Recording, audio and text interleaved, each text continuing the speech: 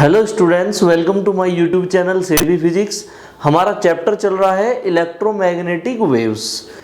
इस चैप्टर में हम टॉपिक पे आ गए हैं इलेक्ट्रोमैग्नेटिक स्पेक्ट्रम में। तो क्या होता है इलेक्ट्रोमैग्नेटिक स्पेक्ट्रम? देखिए, बहुत सारी वेव्स हैं, उनको वेवलेंथ या फ्रीक्वेंसी के अकॉर्डिंग रखा गया है स्पेक्ट्रम में, जिसमें सबसे पहली वेव आती है हमारे पास रेडियो वेव्स। तो रेडियो वेव्स के बारे में समझते हैं। सबसे पहले इसका ओरिजिन कहां से होता है? Oscillating currents in antennas. जो ऑसिलेटिंग करंट्स होते हैं एंटीनाज में, वहां से इसका ओरिजिन होता है।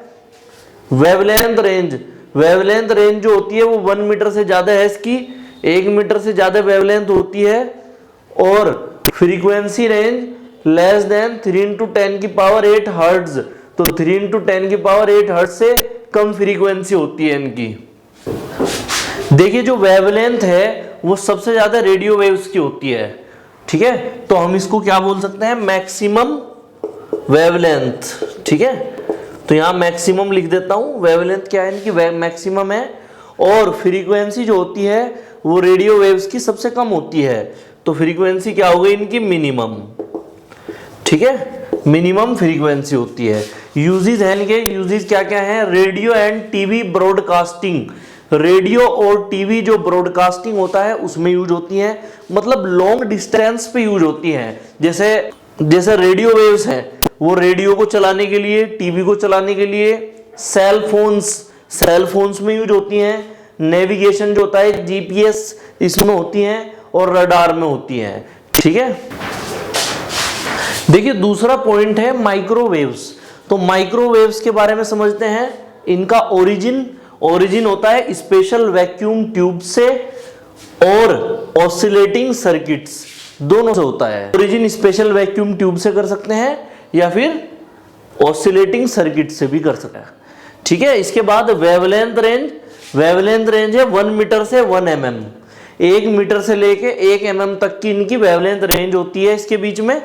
फ्रीक्वेंसी रेंज होती है 3 into 10 की पावर 8 से 3 into 10 की पावर 11 हर्ट्ज। इसके बाद यूजेस क्या होते हैं? माइक्रोवेव ओवंस जो होते हैं वहां पर यूज होती हैं ये, ठीक है, खाने को गर्म करने के लिए। और सैटेलाइट कम्युनिकेशन सिस्टम में यूज होती हैं। तो जो सैटेलाइट कम्युनिकेशन सिस्टम है वहां पर सैटेलाइट से रेंजिंग करने के लिए, ठीक है, वेव्स को एक जगह से दूसरी जगह पर जब सैटेलाइट को भेजते हैं वहां पर इनका यूज होता है। रडार सिस्टम में यूज होती हैं और वाईफाई में यूज होती हैं, ठीक है, ईटीसी, इन सब जगह पर इनका यूज होता है माइक्रोवेव्स का।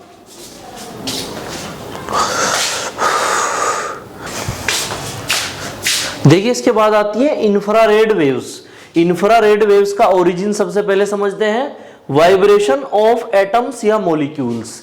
जब एटम्स या मॉलिक्यूल्स वाइब्रेशन करते हैं तो वहां से ओरिजिन होता है किसका? इंफ्रारेड वेव्स का, ठीक है। वेवलेंथ रेंज होती है इनकी 1 mm से 700 नैनोमीटर, ठीक है।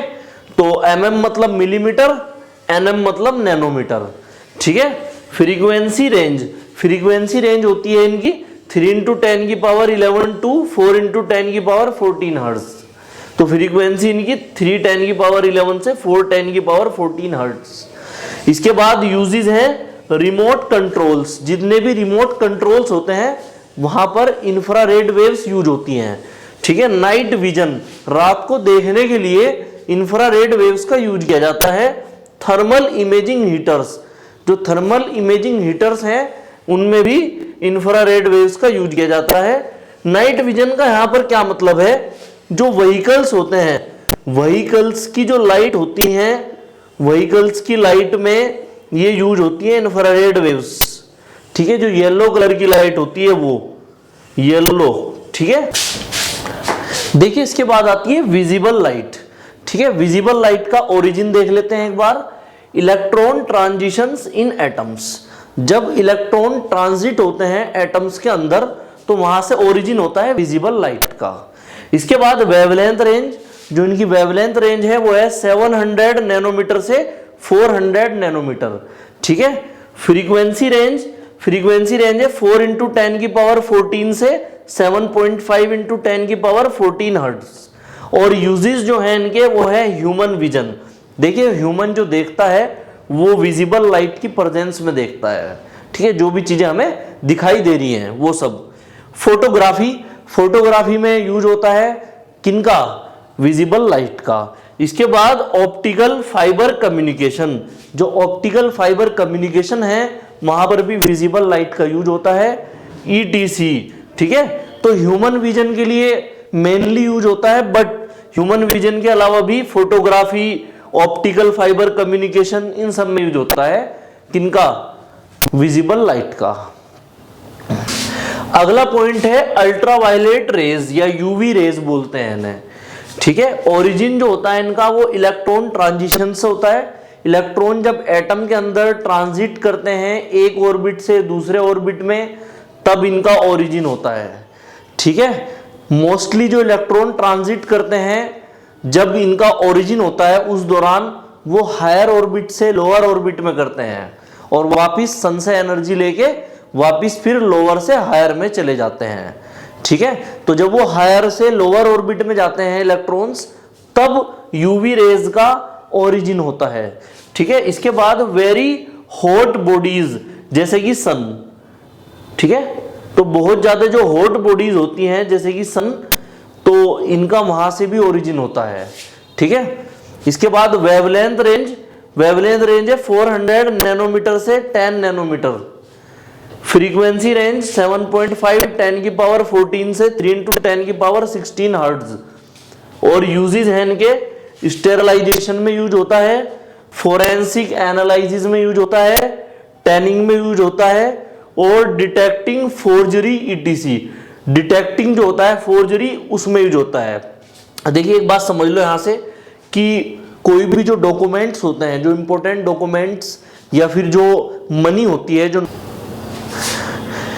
नोट्स होते हैं, जो पेपर वाले नोट्स होते हैं, उनकी जांच करने के लिए इनका यूज होता है, ठीक है। डॉक्यूमेंट असली है या नकली है उसकी जांच होती है यूवी रेज से, और जो मनी है वो असली है या नकली है उसकी भी जांच यूवी रेज से होती है, ठीक है, ये समझ लेंगे।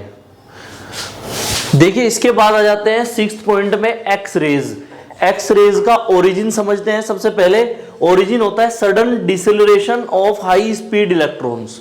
जो बहुत हाई स्पीड वाले इलेक्ट्रॉन्स होते हैं उनका जो एक्सेलरेशन है वो घट जाता है, उसके घटने को ही बोलते हैं डेसेलरेशन, ठीक है। या हम ये बोल सकते हैं उनकी स्पीड अचानक से घट जाती है, तो वहां पर एक्स रेज का ओरिजिन होता है, ठीक है। जो हाई स्पीड इलेक्ट्रॉन्स हैं वही इनका भी ओरिजिन का कारण है। इसके बाद वेवलेंथ रेंज इनकी 10 नैनोमीटर से 0.01 नैनोमीटर, ठीक है। वेवलेंथ कम होती जा रही है यहां पर, तो वेवलेंथ इनकी कम है। इसके बाद फ्रीक्वेंसी रेंज है 3 into 10 की पावर 16 to 3 into 10 की पावर 19 हर्ट्ज। और वेवलेंथ तो घटती जा रही है, बट जो फ्रीक्वेंसी है, फ्रीक्वेंसी रेंज इनकी बढ़ती जा रही है, तो 310 की पावर 16 से बढ़ के 310 की पावर 19 इसके बीच में हो सकती है इसकी वेवलेंथ, ठीक है। इसके बाद यूजेस मेडिकल इमेजिंग में, ठीक है, अगर किसी के बोन्स में फ्रैक्चर आ गया या कहीं भी फ्रैक्चर आ गया है बॉडी में, तो वहां पर मेडिकल इमेजिंग में यूज होंगी है, ठीक है। सिक्योरिटी स्कैनिंग में, ठीक है, ह्यूमन को स्कैन करने के लिए, ठीक है, कहीं भी क्रिस्टल स्ट्रक्चर एनालिसिस में ETC, इन जगह पर यूज होता है एक्स रेज का। देखिए इसके बाद आता है 7th पॉइंट गामा रेज का ओरिजिन समझ लेते हैं। ओरिजिन होता है इनका रेडियो एक्टिव डिके से क्या होता है, इनका ओरिजिन होता है न्यूक्लियर रिएक्शंस, और न्यूक्लियर रिएक्शन की जो वेवलेंथ होती है वो 0.01 नैनोमीटर से कम होती है, ठीक है। तो वेवलेंथ इनकी मिनिमम होती है, मिनिमम वेवलेंथ होती है किसकी, गामा रेज की। इसके बाद फ्रीक्वेंसी रेंज, इनकी जो फ्रीक्वेंसी रेंज है वो 3 into 10 की पावर 19 हर्ट्ज से ज्यादा होती है, ठीक है। तो फ्रीक्वेंसी रेंज जो होती है वो इनकी मैक्सिमम होती है, मैक्सिमम। देखिए वेवलेंथ जो ज्यादा थी वो रेडियो वेव्स की थी, और घटते घटते ये गामा रेज की मिनिमम हो गई वेवलेंथ, और फ्रीक्वेंसी मिनिमम थी रेडियो वेव्स की, और बढ़ते बढ़ते जो फ्रीक्वेंसी है वो ज्यादा हो गई किसकी, गामा रेज की, ठीक है, तो ये हमारी इलेक्ट्रोमैग्नेटिक स्पेक्ट्रम में 7वीं वेव्स ये पढ़ रहे हैं हम। तो ये हमारा इलेक्ट्रोमैग्नेटिक स्पेक्ट्रम में 7वां पॉइंट है, जो कि इसकी लास्ट वेव है। तो 7 वेव इसमें है, सातों की सातों वेव हम पढ़ चुके हैं। अब ये देख लेते हैं इसमें गामा रेज में यूजेस क्या है इसके। कैंसर ट्रीटमेंट में, कैंसर का जो ट्रीटमेंट होता है, कैंसर के जो सेल्स होते हैं उनको डिस्ट्रॉय करने के लिए गामा रेज का यूज किया जाता है। स्टेरलाइजिंग इक्विपमेंट, स्टेरलाइजिंग इक्विपमेंट में भी यूज होता है गामा रेज का। न्यूक्लियर स्टडीज, और न्यूक्लियर स्टडीज में यूज होता है गामा रेज का। ठीक है।